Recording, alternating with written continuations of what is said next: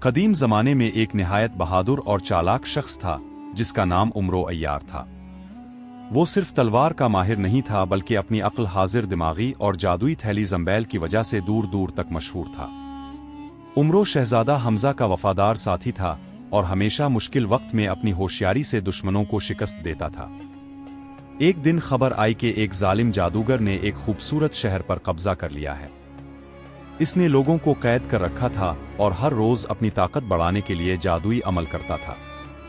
شہزادہ حمزہ نے عمرو عیار کو بلایا اور کہا، عمرو، اس جادوگر کو شکست دینا آسان نہیں، لیکن مجھے یقین ہے تم اپنی چالاکی سے کوئی نہ کوئی راستہ نکال لوگے۔ عمرو مسکرایا اور بولا، جہاں عقل کام آ جائے وہاں تلوار کی ضرورت نہیں پڑتی۔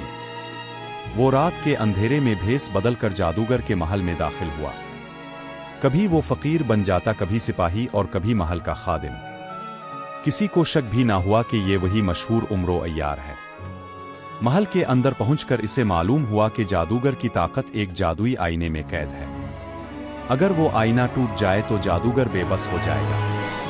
لیکن آئینہ ایک خفیہ کمرے میں تھا جس کے دروازے پر خطرناک پہرے دار موجود تھے۔ عمرو نے اپنی زنبیل سے ایک خاص دوا نکالی اور پہرے داروں کو سلا دیا۔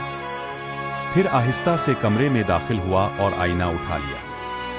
لیکن جیسے ہی وہ باہر نکلنے لگا، جادوگر جاگ گیا اور زور سے چیخا، کون ہے؟ عمرو فوراً ہنسا اور بولا، وہی جو تمہاری طاقت لے جا رہا ہے۔ یہ کہہ کر اس نے آئینہ زمین پر دے مارا۔ آئینہ ٹوٹتے ہی جادوگر کی طاقت ختم ہو گئی اور وہ ایک عام انسان بن گیا۔ قید لوگ آزاد ہو گئے اور شہر میں خوشی کی لہر دوڑ گئی۔ جب عمرو واپس آیا تو شہزادہ حمزہ نے اسے گلے لگا کر کہا، تم واقعی بہادری اور عقل کا بہترین نمونہ ہو۔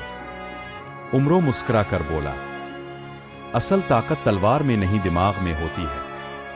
سبق: عقل، صبر اور ہوشیاری سے بڑی مشکل کو بھی آسان بنایا جا سکتا ہے۔